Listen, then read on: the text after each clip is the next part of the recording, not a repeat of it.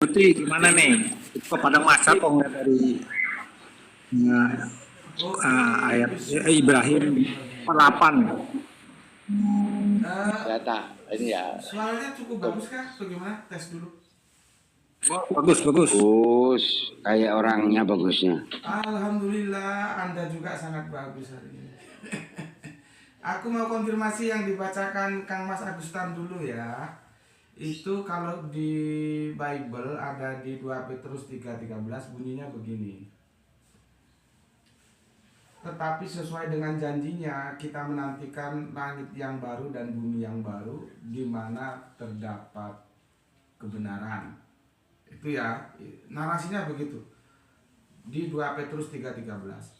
Kita komparasi dengan surat Ibrahim 4:8. Yauma tubadul ardu ghairu ardi was samawatu wa barosu lillahil wahdil qahhar. Ya. Pada hari bumi diganti dengan bumi yang lain. Jadi yang lain ya, bukan baru ya. Ghairu itu apa ya? Ya yang lain itu ya, atau bisa di luar gitu bisa ya. Misalkan dulu kan ada tokoh Goir itu ya, Gos. ya. Goir itu bukan, maksudnya bukan bumi ini gitu loh maksudnya. Iya, tapi tidak Diganti dengan bumbu. tapi tidak. Iya benar. Di sini Bukan baru. iya, di sini goiru itu yang lain. Di sini goir itu bisa berarti yang lain, bisa berarti apa ya? Contohnya begini. Dulu kita waktu kajian-kajian di kampus kan, waktu maraknya serangan dari kelompok liberal kan ada tokoh yang namanya Musda Mulia itu ya, tokoh cewek itu ya. Terus kita kalau guyonan kasih nama dia Musda Goiru Mulia. Nah, kita tambahi Goiru gitu. Itu artinya gimana itu menerjemahkannya? Aku nggak bisa menerjemahkan. Ngerti maksudnya tapi sulit memilih diksi penerjemahannya ya. Sama seperti ini, dia pakai Goiru Ardi. Jadi selain ya, bukan baru ya. Lengkapnya begini. Pada hari bumi diganti bumi yang lain ya, dan langit, dan mereka berkumpul menghadap Allah yang Maha Esa Maha Perkasa. Jadi bukan langit baru bumi baru. Kalau itu perspektifnya Alkitab ya, di perjanjian baru. Kalau perjanjian terakhir tidak mau begitu ya. Kita punya 3 perjanjian ya, ada perjanjian lama, ada perjanjian baru ya. Kita punya perjanjian terakhir, artinya setelah ini tidak ada perjanjian lagi karena nabinya sudah khatam. Begitu konfirmasinya Kang Mas Agustan. Jadi nggak ada diksi barunya ya Kang Agus ya. Oke.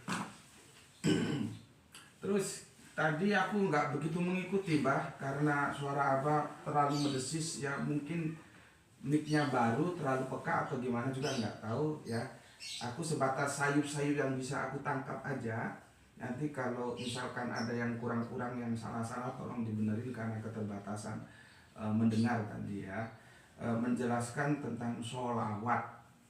Sebetulnya apa sih sholawat itu? Itu kan harus kita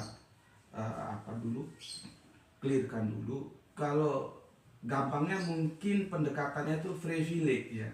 Kalau dalam bahasa hukum itu privilege, sesuatu keistimewaan yang tidak dipunyai oleh yang lain gitu loh. Jadi hanya orang-orang tertentu ya, privilege itu ada dalam artian bahasa hukum begitu, privilege.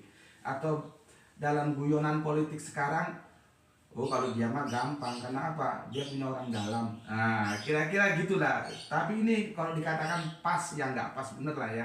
Cuman pendekatan, karena bahasa itu memang nggak bisa diterjemahkan 100% pas, 100% pas itu nggak bisa. Yang namanya terjemahan itu ya mesti ada selisihnya entah berapa persennya. Makanya kan kitab suci itu tidak sama dengan terjemahan kitab suci. Dan alhamdulillah kita sebagai Islam, kita punya terjemahan kitab suci dan kita punya kitab suci ya. Bukan hanya terjemahan aja dibawa kemana-mana, enggak, kita punya kitab sucinya. Makanya kalau ada yang mau merevisi terjemahan Al-Quran, jangankan sehari 3 kali, sehari 1000 kali nggak ada masalah. Karena terjemahan itu relatif dan itu adalah hasil karya manusia. Tetapi kalau kitab suci tidak boleh direvisi dalam bentuk apapun. Dia harus begitu, tidak boleh bertambah dan berkurang. Selanjutnya privilege tadi ya, sholawat. Gus Beti telah membahasnya kalau nggak salah dalam ada berapa ya? Sekitar 15 episode. Silakan masuk ke channel YouTube Subandi T. Sukoco. Di sana Gus Beti telah membahas tentang sholawat itu. Kalau nggak salah ada 15 episode ya. Silakan masuk ke sana ya. Dan tolong kalau nonton video kajian Gus Beti jangan di skip iklannya ya. Dan jangan diunduh ya, jangan diunduh dan jangan lega diedit-edit lalu diadu-adu sama video lain gitu ya. Oke, sebetulnya sholawat itu artinya apa? Kalau tadi aku bilang secara substantif mungkin privilege ya. Waktu aku mau menggagas tentang sholawat dalam sebuah bahasan itu aku kumpulkan orang-orang pinter ya. Orang-orang pinter itu ya, memang pinter-pinter. Yang pertama almarhum guru Al-Quranku Gus Panan itu masih ada. Terus ada Cak Ahmad ya, Ustadz Ahmad Pahit itu juga masih ada. Dan ada beberapa 4 atau 5 orang aku kumpulkan. Kita cari bareng-bareng dan kita kumpulkan semua kamus yang ada ya. Karena apa? Nah ini gue baru ya, ini gue baru yang ngomong. Nanti kalau ulama nggak setuju ya nggak apa-apa. Kalau ulama boleh ngomong, baru boleh ngomong dong ya.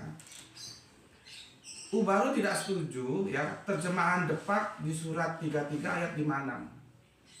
Itu kacau. Terjemahannya kacau itu. Makanya Depak nggak berani menerjemahkan sholawat toh. Baru di catatan kaki kalau Allah kepada kanjeng Nabi begini, kalau malaikat begini, kalau umatnya begini, itu kacau itu.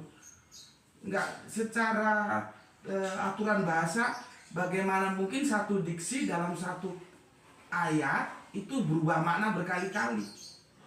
Itu kacau itu. Makanya sekali-kali penerjemah Depak itu ulama-ulama itu perlulah ngopi bareng sama Baru ya. Nggak apa-apa Gus Beti diundang atau mengundang nggak apa-apa. Jadi apa yang aku bukan kaleng-kaleng loh ya. Aku itu tidak memahami semua Al-Quran, tidak. Tapi ketika ada satu permasalahan yang itu bagiku urgent, itu aku kupas tuntas sampai ke akar-akarnya. Aku modelnya begitu. Tapi bukan aku paham apa, enggak. Sifatnya kasuistis. Aku kok nggak seret ya sama terjemahan ini. Maka aku cari itu. Dan aku floor, kan pendapat itu harus berani diuji dong. Kalau nggak berani diuji ya nggak usah ngomong. Nggak usah ngomong di publik ya, dipakai sendiri aja. Nah, aku tipologi akademis, aku berani diuji. Kalau nanti salah, ya aku buang. Kalau tetap, kan itu sebuah pernyataan tidak bisa dikatakan salah sebelum dia bisa dibuktikan salah. Gitu loh. Aku sangat nggak welcome aku. Al-Asad 33 itu terjemahan Depak itu kacau tuh terjemahannya. Ya, aku ngomong gini supaya ada yang lapor ke Depak. Nanti Gus Beti dipanggil, kita ngopi bareng. Yang penting dibahas dalam perspektif ilmu. Jangan yang lain, jangan hukum, jangan apa-apa, aku nggak mau. Nanti bilang penodaan agama lagi, kacau. Ilmu, yang aku tantang ilmunya, tetap dalam persaudaraan, tetap dalam silaturahmi. Ketemu alhamdulillah, nggak ketemu ya biasa saja, gitu. Ya, jadi pertanyaannya, sebetulnya kita itu disuruh membaca sholawat, apa disuruh mengerjakan sholawat? Ini masalahnya, kacau semua ini. Ada saat kita disuruh membaca sholawat, tapi ada saat kita disuruh bersholawat. Beda, ya, beda. Sementara orang memahaminya sholawat itu bacaan, jadi menjadi doa, menjadi mantra yang cuma dibaca-baca doang. Sedangkan aku pernah mengikuti perdebatan sengit antara saudara kita Wahidiyah dengan Muhammadiyah. Pada saat itu disiarkan oleh salah satu radio dari Madura sana. Kebetulan di Batu ini kan pegunungan, jadi aku bisa tangkap. Aku orang suka dengar radio. Tidur itu kalau nggak dengar radio nggak bisa. Ketika ditanyakan kenapa saudara kita Wahidiyah sholawatnya kok begitu gitu ya. Aku kan banyak teman-teman dari Wahidiyah, dari Sidikiyah, dari Muhammadiyah, dari banyak semua saudaraku. Jadi aku tahu saudara kita Wahidiyah itu kalau bersolawat gampang. Ya Sayyidi ya Rasulullah, ya Sayyidi ya Rasulullah, ya Sayyidi ya Rasulullah, gitu aja. Bukan Allahumma sholli ala Sayyidina Muhammad, bukan begitu. Atau Allahumma sholli ala Muhammad, enggak begitu. Simple. Ya Sayyidi ya Rasulullah, ya Sayyidi ya Rasul. Dan mereka itu selalu melakukan membaca itu. Ya. Nah, seperti Banyak mas, maaf mas apa banyak kalau di sholawat Wahidiyah banyak, bukan ya Sayyidi ya Rasulullah itu aja enggak, banyak mas. iya, nanti bisa jenengan tambahi kalau banyak ya. Yang saya tahu yang saya dekat dengan saudara saya yang di Wahidiyah itu yang disampaikan. Mungkin referensinya mau ditambah monggo, nggak ada masalah ya. Pertanyaannya tapi ini yang benar itu baca Assalamualaikum. seperti apa? Gitu loh. Ya. Ya, assalamualaikum abah. Waalaikumsalam. Pertanyaannya bacaan sholawat itu seperti apa? Apa Allahumma sholli ala Sayyidina Muhammad atau ya Sayyidina Rasulullah atau yang lain? Ini kan Itu yang duduk-duduk di luar sana itu. Tadi pas kita lagi Bukan Muhammad. bersihkan kita. supaya tidak mengganggu. Sana itu. Iya sudah. Bosan juga tadi ada 5 orang. Bukan Muhammad. Oh iya iya. Bapak Muhammad di mute dulu ya, di mute dulu ya. Oke, baik. Iya, iya. Gus ngomong. Baik Bapak silakan mute dulu. Oke. Sepertinya aku kalau ngomong pasti nanti nggak enak juga ya. Aku pakai kata sepertinya supaya lebih kalem lah ya. Publik kita banyak terjebak memahami sholawat itu sebatas bacaan. Jadi dia jadi mantra, gitu loh. Jadi mantra. Nanti tergantung bacaannya seperti apa juga nggak kompak. Ada yang ya Sayyidi ya Rasulullah, ada yang Allahumma sholli ala Sayyidina Muhammad. Nanti ada yang protes, jangan pakai Sayyidi, Allahumma sholli ala Muhammad gitu. Ya kacau seperti itu. Itu publik. Makanya sekarang ya aku ngajak kalian semuanya, ayolah kita berpikir ya supaya otak ini dipakai, gobloknya bisa hilang gitu loh. Kita kan diperintahkan pakai otak, nggak pakai dengkul. Dan pinter tuh harus pakai otak. Nggak ada cerita pinter pakai dengkul itu nggak ada. Harus pakai otak. Nanti kalau salah, ya kita tanya salahnya di mana dan tunjukkan benernya gimana, gitu loh. Ya, maka sekali ini aku katakan sama kalian, ya, ayo kita pahami bahwa sholawat itu jangan hanya jadi mantra, jadi bacaan, tapi dia menjadi amalan. Amalan, kita amalkan sholawat itu dalam bentuk tindakan, bukan bacaan saja.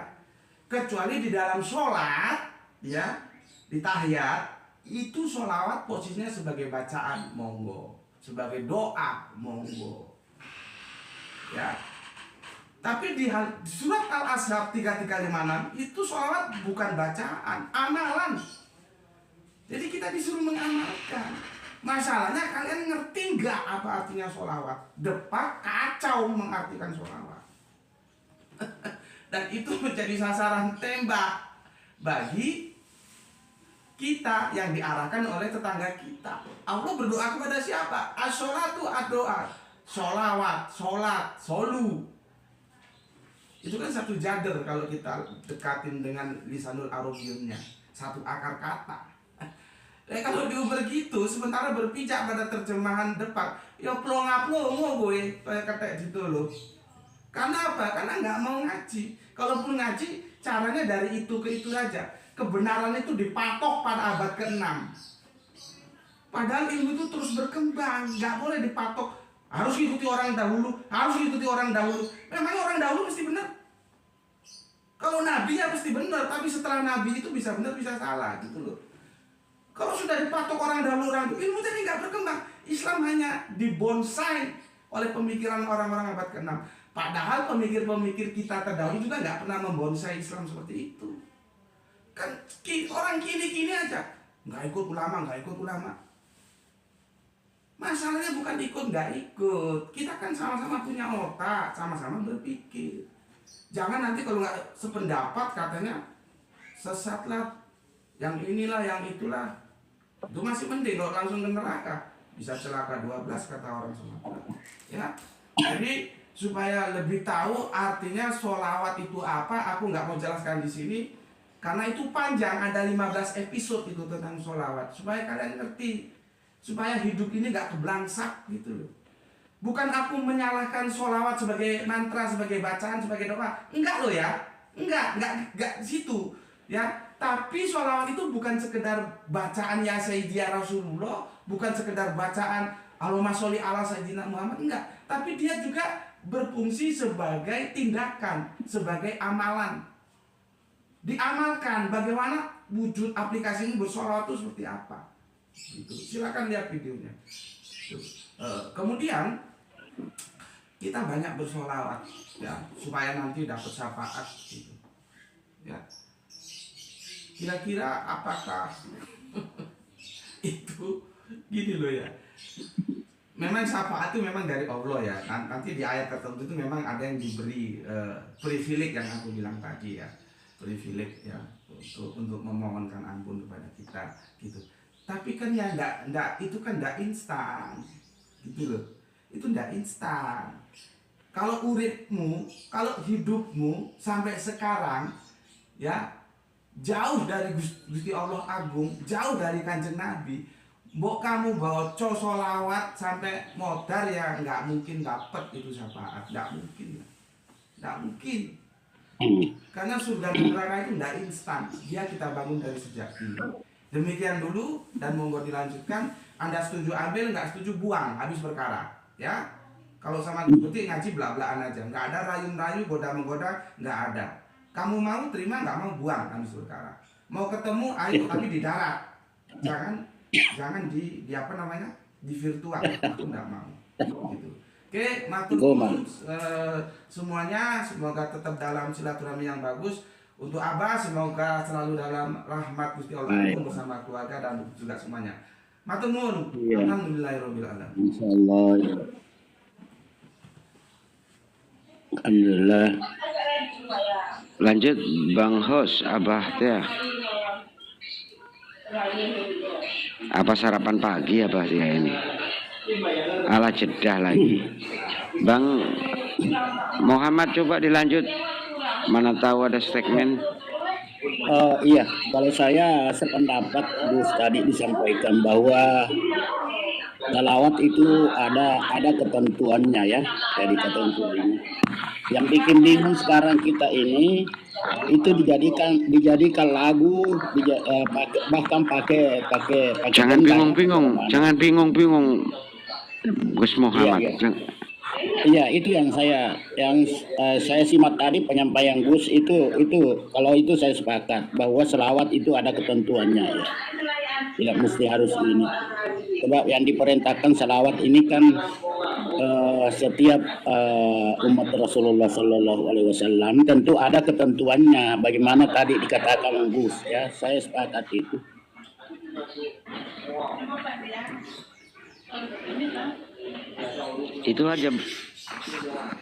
Itu aja Pak Muhammad. Itu aja. Ya. Iya, itu aja. Yang lain, ya. Agustan, mana Agustan? Yo. Ya dilanjut lah. Ada apa aja. Kalau saya kan cuman, ya itulah kembali lagi. Tadi bicara tentang padang mahsyar itu.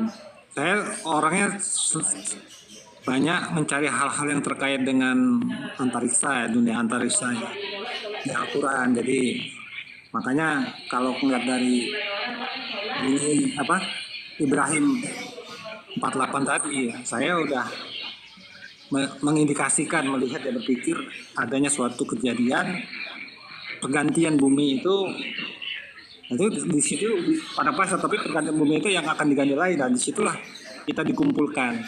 Artinya kalau dari Al-Quran itu saya berpikir itu kemungkinan hanya terjadi di galaksi bumi, galaksi Bima Sakti.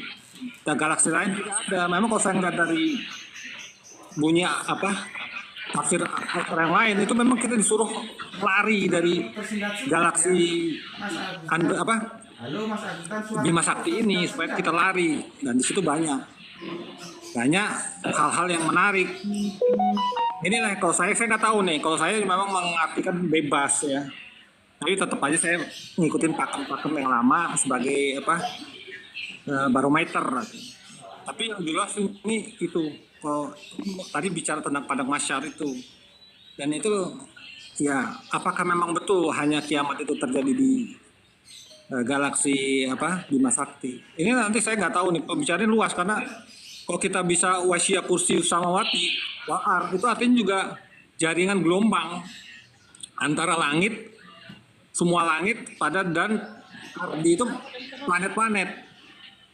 Itu menghubungkan antara langit dan planet, dan antara planet dan planet dihubungin gelombang-gelombang. Kalau ngelihat teori sekarang itu bisa terjadi. Dan itu memang benar-benar terjadi bahwa kita di antara planet itu dihubungin antara gelombang-gelombang. Iya, Inilah yang jadi kalau kita kalau saya sih nggak berani memang keimanan kita Bang Agustan, keilmuan antariksawan Indonesia ataupun dunia itu formulanya arusnya dari Quran itu. Kan itu cerita Bang Agustan itu.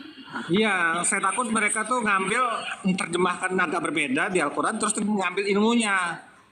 Ya, seperti itu teori terkait membuat misalnya Palapa itu dia kan kalimat stasiun-stasiun di luar itu pakai teori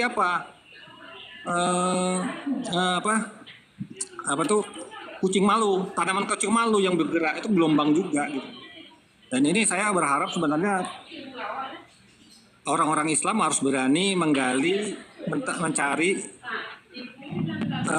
terjemahan dari ini ya, korpus Al-Quran sendiri, dari tafsir Al-Quran itu luas sekali. Saya juga bisa dapat mengartikan misalnya satu-satu yang saya lihat adalah misalnya terkait dengan kembali lagi kan tentang jahanam. Jahanam itu ternyata mengandung arti deep hole.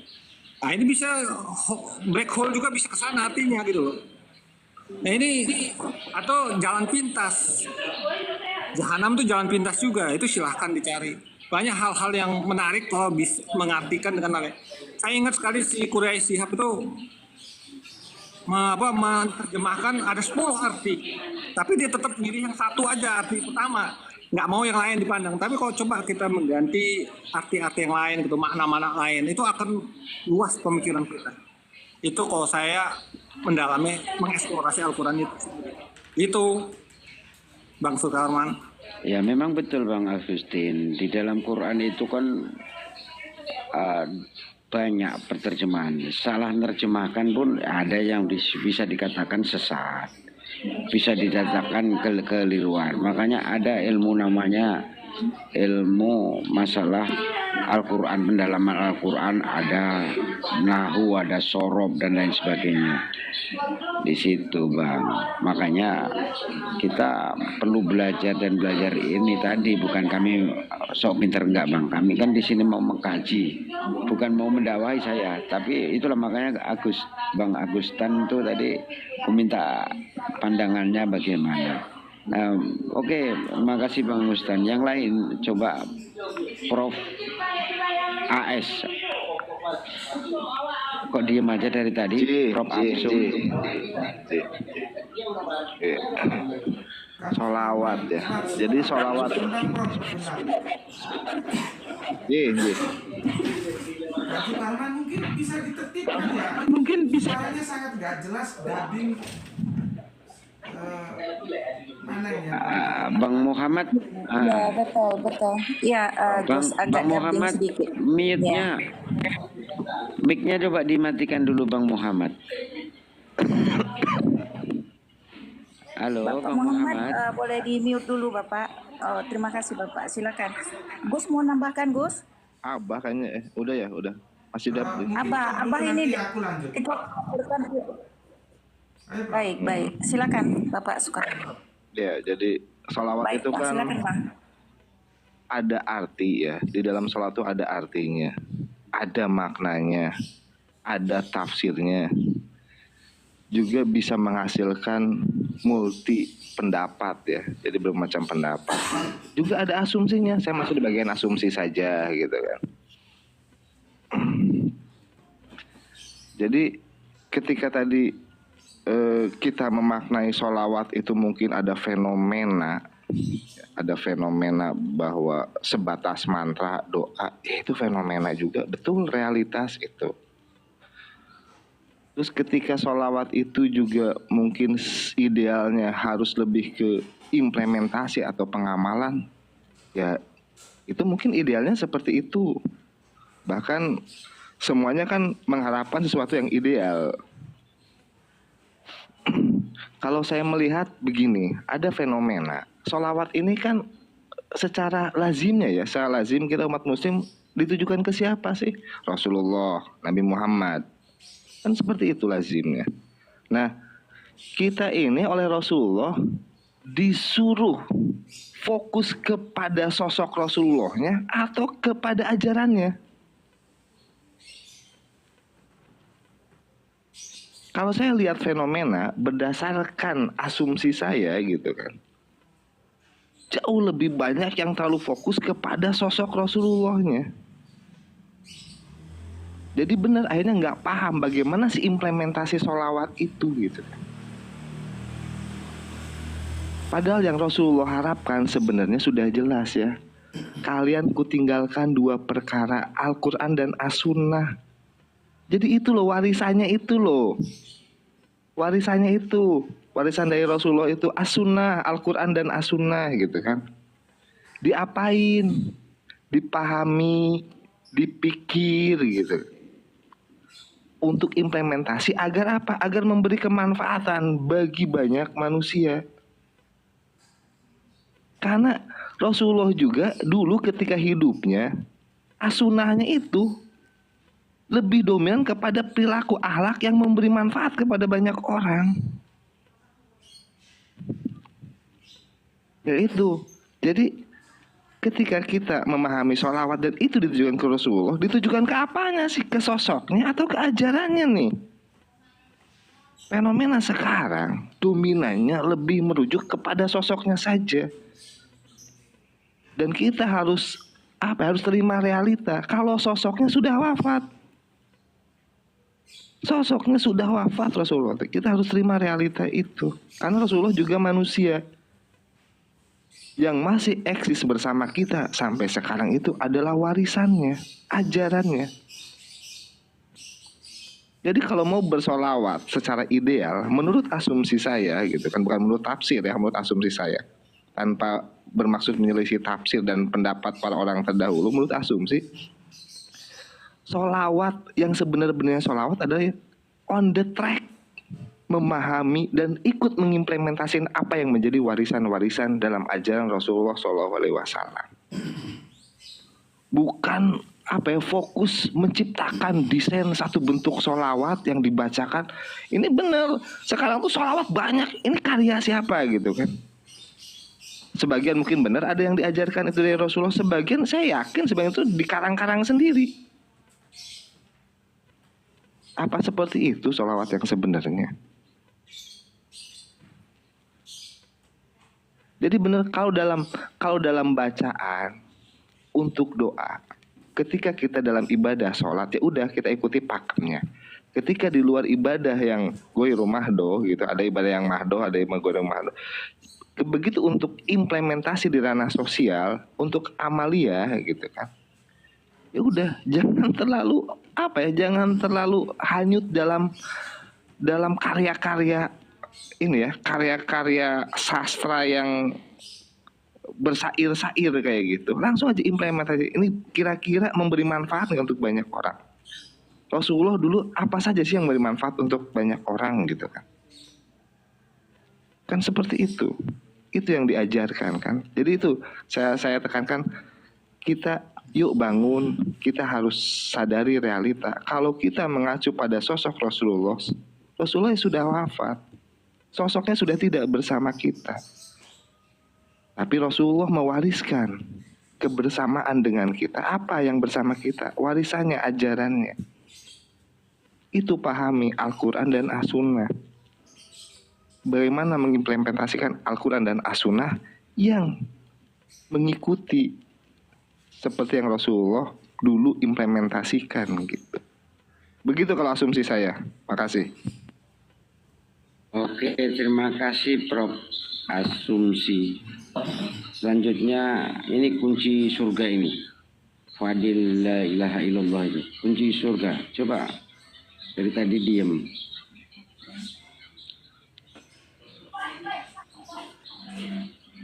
Halo. La ilaha illallah Fadli. Oke, nggak ada. Sebutir debu. Silakan sebutir debu. Apa? Kalau aku nyimak aja sambil kerja ini, sambil jualan. Oh, silakan. Ya. Oke, hati-hati ya Bang ya. Semoga selamat di perjalanan. Untuk Kurki, monggo dilanjut. Apa pendapat dan Kita lanjut aja sama Gus, Bapak. So, lanjut aja ke Gus, nggak apa-apa. Lanjut, Gus. Oke. Gus Bede, monggo. Oke, terima kasih untuk Bunda dengan Kang Bas Tarman dan semuanya atas waktu yang diberikan. Aku mau mengomentari dulu untuk saudara kita Agustan, ya, semoga Allah berkati. Gini Kang. Semoga Allah merahmatinya juga. Gini Kang Agus ya. Rungkat. Semoga Allah merahmatinya juga. Rungkat ini ya. Semoga Allah merahmatinya juga. Semoga Allah merahmatinya juga. Rungkat ini. Semoga Allah merahmatinya juga. Semoga Allah merahmatinya juga. Halo, cek. Semoga Allah merahmatinya juga.